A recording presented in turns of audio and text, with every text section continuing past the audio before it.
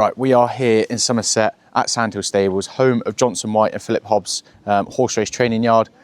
We have been kind enough to allow access here this morning to hopefully have a look round, see a few horses, get Johnson's thoughts on a few, hopefully find something exciting for you guys to follow for the season, and then also see a few of them working up the gallops and potentially a few interviews with a couple owners and a jockey or two.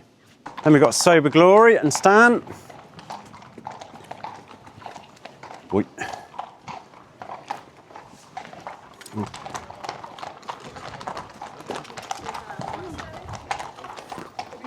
Cap Bear and Sean need no introduction.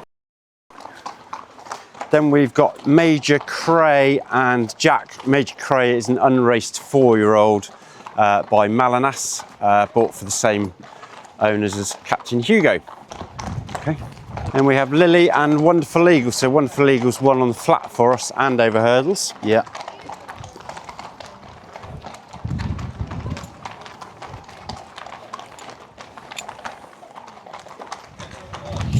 Okay. Then we've got Jess coming with TT Montmartre, who Philip's involved with. So we put a coloured cap on owners' horses when they're here, just so they can pick them out in the string. Yep, I see. Not that you could really miss TT Montmartre, but on we come, please.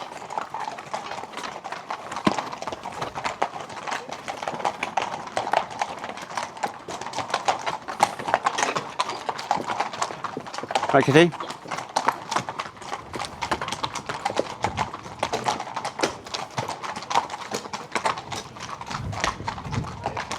Two-and-a-half furlong polytrack gallop, which is straight, which we're using this morning. That's more of a routine canter gallop that we use, which we're using this morning because we're they're just coming back into work, so just gradually building back up.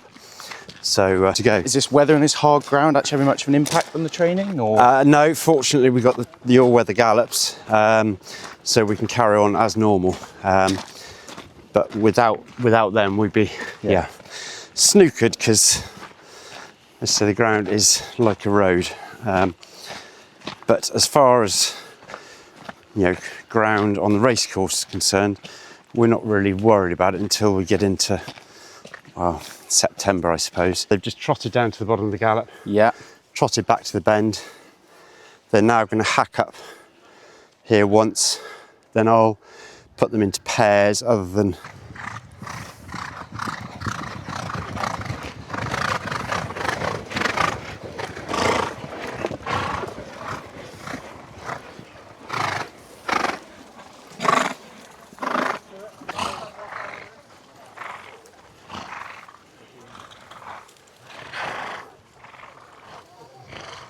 Sean, if you take him down in front on your own, he's better in front and on his own. Should know better. Kelsey, if you just hang on here for Jack, could you, please? Jack, can you go down with Jess, please? Connor, if you go down with Lily, please. Lily, you go on with Connor, please. So now you're just breaking them into sort of pairs to work together. Yes, yeah, they're only cantering, but they'll be in pairs. So I try and I've got to pair the horses up to suit the horses. Yeah. I also try and put a more experienced rider with a less experienced rider, just to help them along as well. Yeah. Jess, you wait here for Stan, please. Stan, you come down with Jess, please. Why don't you go down with Gabby, just help Gabby out, okay?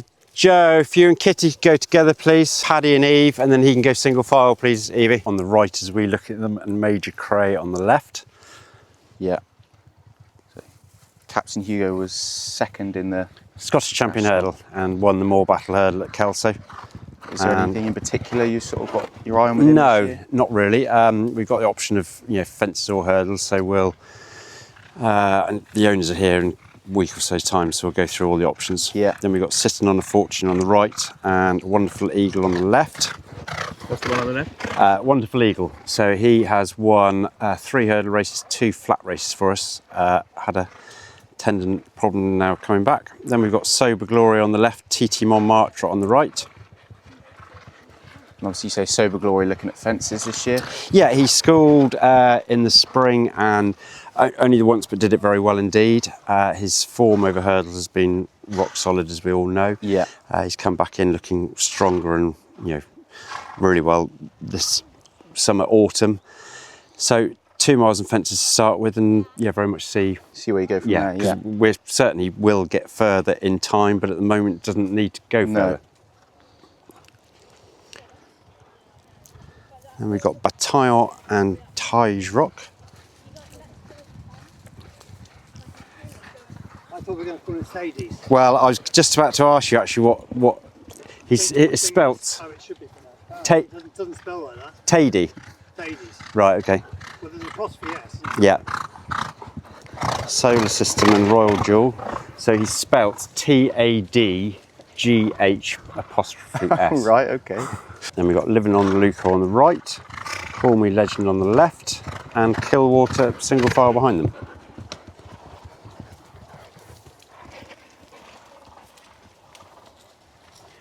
What they're doing this morning is what we consider to be a routine canter. Yeah. So we either go 3 times up here or twice up the wood chip gallop, which is 5 furlongs as opposed to 2.5. But both climb over 40 metres, so it's good stiff climb for them. And then when they get to the stage of working, galloping, they'll come 3 times up the wood chip gallop. Right, I see. And in pairs, on their Sandhill handicap, got no rate, you can have a 3-mile chaser and a 2-mile hurdler, Yeah. but if they work the same at home, that's how you want them to work. Yeah. This year, you thinking of going back to the Scottish National, or? I would like to get him high enough in the handicap to have a go at the the Grand National. Yeah. But he's rated 136 at the moment. A lot will depend on Iron Maximus. Right. If he's fit, healthy, entered, declared, he's going to keep a lot of horses out of the weights. Yeah. So just depends, where we are handicap mark as much as anything, by sort of Christmas, January time. So he seemed to keep very low over his fences. Yeah, Always but got over them. but accurate. Yeah. He doesn't take a chance with his fences. And now we know he likes 4 miles. We are now just going to have a wander about with Johnson, just cover a few horses that he's excited to tell us about for this season. That was Sober Glory. Sober Glory, he's in box number 1, so he's the one closest to my office, so he's the one that I first see every morning. Yeah. It's not a bad start to the day.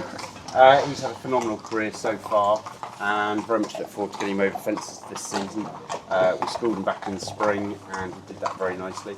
And he looks like a chaser. He's schooled like a chaser, so I think whatever he's done over hurdles is going to be a bonus to what he achieves over fences anyway. Start with 2 miles and just go from there? Yeah, start over 2 miles. He's a horse that we've always felt will get further in time, but at the same time he's got plenty of speed and he doesn't need to go further at this stage. Yeah. So Cheltenham last year, obviously in the Supreme Novices, was a very, very good run. Yeah. Frustrating, but there we are. And we scoped him after Aintree when he finished 4th, and he wasn't 100% right in his scope, so I think we can hopefully put a line through that and Sandown, which we still can't explain. Yeah. But I do feel that Sandown it can be quite a specialist track, and we've run several horses there before that have run below par for no apparent reason. So hopefully we can just put a line through that one. And then Quick Kick. And then we come on to Quick Kick, who all he did last season was improve with every run. He was very keen and buzzy in his first few races. He improved every run he had to win his last bumper at Newton Abbot. He's schooled over hurdles, and he'll go straight over hurdles this year.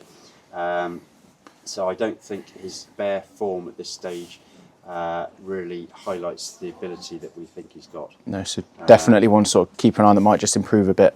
Yeah, I think for the season. I think the more racing he does, the better we go. Yeah. And then we've got Lord Max, who is a half brother to Sober Glory. He's an unraced 4-year-old by Maxios. My daughter Molly actually saw him at the store sales last year and fell in love with him. But poor old dad didn't have enough money to buy him, so luckily Tom Malone bought him and Brocade have bought him. And he was here in the spring, did quite a bit of work, without pushing too many buttons. What we've asked him to do, he's done very nicely. So looking at bumpers with him this year then? Probably, having said that, we'll get him schooling. He'll probably even start schooling, next week. And we'll see where that takes us. Yeah, perfect. So no firm plan. No. We'll just see how we go. Living on Luco, he had a very good season last year. He won the Southern National at Fontwell and was, ran a very good race in the Welsh National as well. Yeah. And he's too high in the handicap to go back to Fontwell this year, but very much the Welsh National will be on his short list. So he wants real test of stamina, jumps well, stays well. He's a lovely chap to do anything with, and is he fussy about what ground he goes on, or? Wouldn't want it too heavy. No. But equally, wants to test stamina. So Yeah. Wouldn't want it too quick either. This is Sir Greg. He has run in one bumper at Exeter, finishing a very good third. He's by Getaway. He was actually bred by Sarah Hobbs and Richard Johnson. So he will go straight over hurdles. Did all the schooling last year, so he's ready to go. There are a couple of shares available in him, so if you'd like to be part of his journey, then we'd love to have you involved. Let's say he's had the one run, very pleased with that. A little bit green, which is understandable. That's why we run them in bumpers for that education. But he's very much ready to go straight over hurdles this autumn. So this is Major Cray, who's owned by some great friends of mine. Molly, my daughter, sourced him in Ireland from the same source as Captain Hugo, and very similar ownership, partnership as well. He's an unraced 4-year-old by Malinas. Only arrived here not very long ago, had a bit of a summer break, just come back into work now, and is pleasing us with everything he does at the moment. We haven't pushed any buttons yet, but it's still early. So again, he's going to start schooling next week, although Brian Murphy, who we bought him and Captain Hugo from, and several others over the years, assures me that he jumps very well indeed. So we'll see you on Monday. And then we move down to Captain Hugo. So Captain Hugo needs little introduction. He has never been out of the first two in his life, other than when he fell at Musselburgh on February the 1st last year, when I am pretty sure he would have won that day in the Scottish Supreme Novice Hurdle. But anyway, got to jump round. He won the Moor Battle Hurdle at Kelso, which was a very good performance in his first handicap. And then he finished second in the Scottish Champion Hurdle. We skipped Cheltenham and Aintree, on purpose. Left him to air, and the ground was heavy. He'd never run on that before. No. He didn't jump as well as he can out of that ground. And so, although I was disappointed on the day that he finished, I don't like finishing second anywhere, let alone Scottish Champion Hurdle, but it wasn't a bad run by any means, and I think there are reasons for it. And Sean says, well, he would quite like to see this one jump in fences this year. Is that a decision you've made yet? Or he will jump fences. I can't exactly tell you when. All his owners are coming in about 10 days' time to have a discussion. Wherever he goes, they're going to be nice, exciting plans. And there's probably more to be had over hurdles before we go over fences, but we'll keep deliberating. So this is Titi Montmartre, a son of Montmartre, and he has won his only English point-to-point at Alnwick up in Northumberland, and he was ready to run in the spring for us in a bumper, but the ground just dried up. So we didn't run him. So he retained his unbeaten record thus far. Having been entered in the bumper in the spring, he will go straight over hurdles in the autumn. As soon as we get some soft ground, whenever that might arrive. But he's actually filled out and matured a lot during summer, and he's doing everything very, very nicely indeed. This is Don't Wind Me Up. Again, he was bred by Sarah Hobbs and Richard Johnson. We bought him as an unbroken 3-year-old. Broke him in and got him going here. My daughter Molly was heavily involved in breaking him in. Always loved him. When I joined the licence for Philip, I had a lot of family and friends saying, "Oh, we'd love to get involved, but it's too expensive." So what we did was buy Don't Wind Me Up, sold 90 shares, so it made it more affordable for friends and family.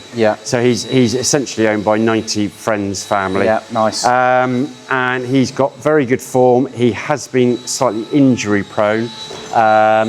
He had to miss all last season with a tendon injury, but actually we scanned him literally this morning, and that scan was good, so we're good to step up his work.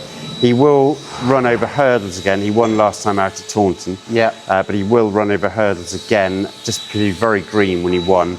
And I think having missed a year, he'd probably forgotten everything he previously learnt. But I'm sure he'll make up into a nice chaser. Yeah. This is a lovely French-bred horse by Goliath de Burlay called Agalid, owned by Mr. McManus. And he, again, has improved with every run he's had. He was just keen and buzzy to start with. But with every run, he's improved. He won in this country, and then he finished a very good second at Punchestown back in May, and then stayed in Ireland for his summer holiday. Just come back, he's certainly seems to have grown up and is more settled at home. Yeah. Joe rashly rides him every day, does a great job with him, and he'll jump fences, but will probably start off over hurdles. Yeah. Just for the experience as much as anything So else. he looks a sort of bigger chasing type. He's big. He's over 17 hands, but he's actually very nimble and athletic at his obstacles. And I don't think fences will be a problem for him when we get to that stage. So this is John Joe's lad, who is by Libertarian. He has run in 3 Irish points and won his last one. Molly and I actually bought him at Doncaster Sales back in May. He's just come in from grass and settled into his work really well, and I think and hope he'll give his owners a lot of fun. He got good ratings for all 3 of his runs in Ireland. He's got a lovely temperament, lovely attitude. So look forward to stepping things up. And again, having had that experience in points, he'll go straight over hurdles. Brilliant. No point wasting time with a bum because he's already got that experience. So. Yeah. Done fantastic well for us the last couple of seasons. He won at Newbury and Cheltenham last season, rated 146 now. Literally just come back into work this week, so he hasn't even had a canter yet. But he'll be back cantering next week and just gradually build things up. Similarly, Red and Yellow has only come back this week as well. So again, hasn't seen the gallops yet. He actually missed last season with a small issue, but has come back bigger and stronger. And he's a horse we're very excited about. He's run 3 times his life. He's actually finished second on all 3 occasions.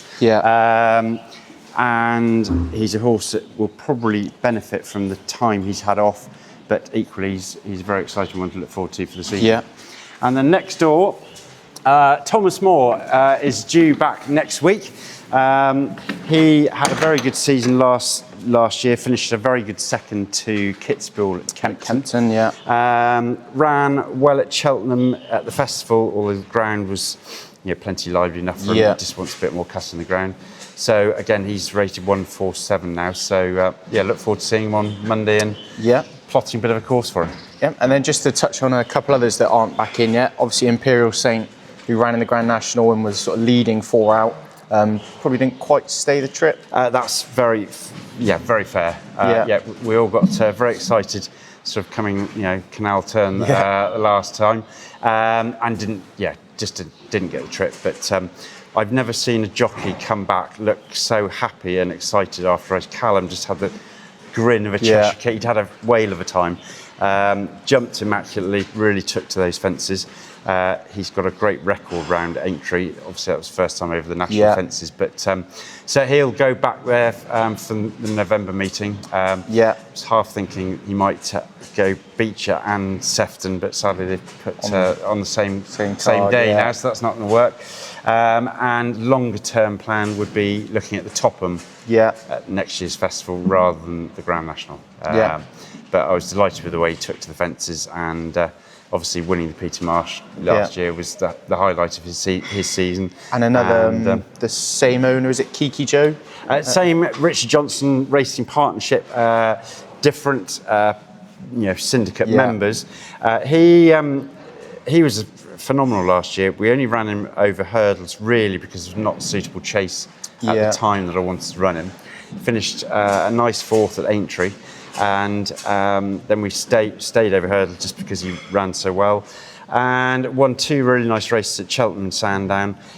Cheltenham Festival and Aintree, just the ground was too lively for him, so no disgrace in that. And there was very few options of where else we could Will have he gone. stay over hurdles with how well he's done, or will No, he'll go back over fences. He's already won a chase at Newbury and finished a good second as well.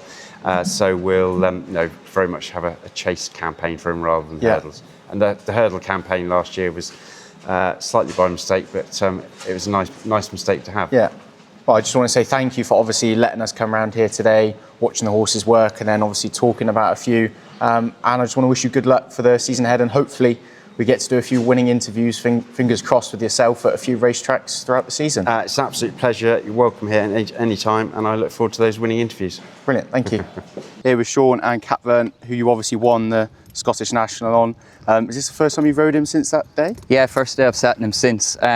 Funny enough, I don't actually ride him that much at home. No. I do a bit of the schooling on him. Louisa used to ride him the whole time. Since then she's left him. So I was lucky enough to have a sit in him this morning. I just get the pleasure of getting on him the day at the races. What was that like going up to Scotland with him then? Did you have any sort of inkling that you were actually going to win it, or? Oh, we thought he'd run a nice race. He'd been very progressive over fences last year. And the only thing I will say is we thought we were going up there for nice ground. They did deluge of rain, which seems madness at this time of year.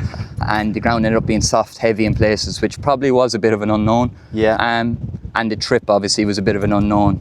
But he was progressive and he'd got plenty of experience in previous runs in Ascot, Kempton, and 2 wins at Taunton. Yeah. So it was just whether he could take that next step forward. Hopes for him in the main national this year at Aintree?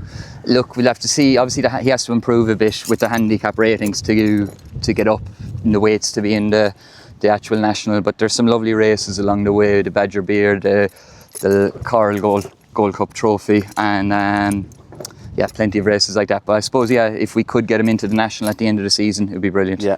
And I expect that was some buzz coming up to Scotland and winning on the back of this boy. Yeah, it was great. Like marquee race of the year, and it was its biggest win of my career. And we actually won the Moor Battle, and we were second in the Scottish Champion Hurdle, and we won the Scottish National, so we don't mind our trips to Scotland. Right, so we're here back with Sean Houlihan. Obviously, we've spoken about going up to the Scottish National on Capvert. Obviously, highlights for your season would have been riding Captain Hugo and Capvert, but obviously the season ahead, is there anything you're sort of eager to get back on this year? Look, you can't get away from Captain Hugo, Capvert. Kiki Joe won in Cheltenham last year, and he's ran over fences before, so he's not a novice, but he's plenty of experience, and he could be interested in going handicap chasing, especially over the extended marathon trips. And then I suppose you look to something like a Quick Kick, who I won a bumper on in Newton Abbott. He was very keen and he was a bit of a work in progress, but became progressive, and thought the way he won in Newton Abbott was very impressive, and would look forward to him now going hurdling. Yeah, we spoke with Johnson about Quick Kick earlier, and he said the more race he does and the more experience he gets, especially going over hurdles, he just thinks he's going to improve more and more. Is that something you also think? Yeah, look, he's obviously ran a point, so we know he's a good jumper, and I do find with them forward-going types, I do find when they have an obstacle in front of them, it seems to make him back off a bit and drop the bridle a bit. And I'd say 2 mile hurdling to start off, but I wouldn't be surprised if when he learns to settle, that he will go out and trip a bit more. Yeah. And then obviously we've got Lord Max, half-brother to Sobel. Have you had a chance to do anything with him yet? Or I sat in him once at the end of last season, gave him 2 canters. Looked, lovely horse, was very straightforward. I think Will Biddick broke him in. He done a very good job on him, and so he's very straightforward, and he had a good attitude. Actually, he does remind me a lot of his brother at home. Yeah, so there you are, Lord Max, one to follow. Obviously, Capvert, we've got TT Montmartre come in. Is there anything you've done, any work with that yet? Or rode him last season in a piece of work before we were going to run. Unfortunately, the ground dried out quite a lot, and he was just so big, we just didn't want to risk him on it. No. He'd obviously won his point, I think it was in Alnwick for Chris Barber. We've schooled him, he's very straightforward. He's going to need a bit of rain before we get to the track, but summer grass has done him the world of good, and whether we go straight hurdling or he starts the bumper, it'll be either or. But he's very straightforward, and I think he's going to provide the syndicate with a lot of fun. Yeah, and obviously Capvert, you've already had a good season on last year. We've talked about potentially getting in the national, but is there any sort of races on the way that you're excited to cover with him? Look, you'd love to ride in the Coral Trophy. Badger Beer's a race I've ridden in quite a few times. Obviously, we'll see what the ground does, because that's quite early in the season. But you wouldn't rule out maybe a Scottish National or an Eider Chases. Them sort of races, them extended marathon trips are what really suit him. And then Captain Hugo, which you won the Moor Battle on, and second in the Scottish Champion Hurdle. And still obviously debating with owners whether he's going to go chasing. What would you prefer to ride him over hurdles or over fences? Personally, I'd like him to go chasing, but with the mark he has, he could be competitive in some of them big 2-mile handicap hurdles. I suppose the great would be the early season target. But to me, I'd like to see him go chasing. I don't know if we've actually schooled him over fences, but he does jump well at home, so I'd be keen to give it a go. Yeah. And then anything else that you think sort of I've missed that you are sort of itching to get on this season? I suppose I rode him a few times last year. A horse of Mr. McManus's called Agulid, similar to Quick Kick. He was forward going, and I do think the more racing he gets, the better he'll be. He's a fine, big, scopy horse, and he could be one to go chasing, but Harry Cobden has the job there, so hopefully he might be busy one day. Yeah, well, thank you very much, Sean. Good luck with the season ahead, and hopefully we can do some winning interviews with you at a few racecourses this season. Fingers crossed. Cheers. So we are here with Philip, who is one of the part owners of Capvert, who obviously just won the Scottish Grand National, as we heard from Sean. I just want to ask a bit, what's it like having a horse here? We've had a tremendous amount of fun. I've been involved in more horses, not just this star. Yeah. One of the best things about having horses here is communication. We get videos 2 or 3 times a week of all the horses. They're very, very relaxed about people visiting and making arrangements to come up. They never say no, and everyone is all the staff are absolutely charming. They'll always talk to you all when you come in the yard and wandering around. It's an absolute delight. It's an absolute delight. And of course, when you win races like this one, it's icing on the cake. What was that like going up to Scotland with this boy? It was a long way. Obviously, he'd only won a couple of handicaps before going up there. It was a big step up in many, many respects. Obviously, everyone is well reported about the distance and the ground and things. However, the experience, the only way I can describe it is we're still living the dream. Yeah. It was absolutely incredible. Clearly doesn't happen for very many people. We feel, the 10 of us owners feel extremely lucky, and we've had a great time. The best part about it was, probably the best thing, was that we weren't all staying in the same hotel, because we may not have got home very quickly if we had been. But no, so that was pretty exciting as well. Obviously slightly unexpected, bit of an unknown, and then he goes and wins it fairly comfortably in the end, really. Yeah, you did, didn't you? He looked very, very comfortable jumping the last. And, Sean didn't push him out all the way to the line. It was really, really fantastic. Yeah, and Sean says hopeful if they can get him up in the handicap to maybe have a go in the big one this year. Would that be? That obviously comes up in conversation quite a lot with a lot of friends, because he's now got quite a following. Yeah, I could imagine. As you can imagine. Of course, we live in this area down here in Somerset is so equestrian-minded, and no matter what discipline. So people do keep talking about Liverpool. That would be very exciting. Yeah. You obviously, your work is commentating on show jumping and things like that. What's it like coming from that sort of slightly, not more relaxed, but slower pace to suddenly owning a racehorse going 30 mile an hour over a fence? The best part about it is that I'm very fortunate to see some of the best horses in the world, whether they're show jumpers or whether they're racehorses. It is a very different sport. Having said that, it's a very, very different skill as well. So I actually get as much enjoyment out of seeing the top horses in show jumping 1 metre 65 Grand Prix tracks as I do watching great racehorses. Different when you're involved in a horse yourself. Of course, that's another level. That's definitely must be pretty nerve-wracking sometimes. Yeah, it's good. But we have super fun. I've been involved in 4 or 5 horses here over the last 5 years, and they've all won races. So we've had a super time here at Sandhill. Super time. Brilliant. Yeah. As long as he does. It's only day 3 of him swimming. Right. So early days. Do you swim all your horses? No, very few. But equally, if they need to, then we do. It's a great way of exercising without putting any pressure on their legs, their back, or anything else. Come on. So, like exercising on the gallops, we go on, keep going. We start off by just going around once and then twice, and then gradually building up. So this is only the third day he's swum in his life before. So as you can see, he goes in nice and willingly. He's got a nice low, fast action in the pool. So we'll just go around another once with him, and then gradually build that up, because obviously he's using different muscles than he would be any otherwise. So it takes a while to build those muscles up, to get them to do a reasonable amount of work in there. So we start off with 2 lines, and as he gets more used to it, then he'll just have 1 line, so he won't need Carol in the middle.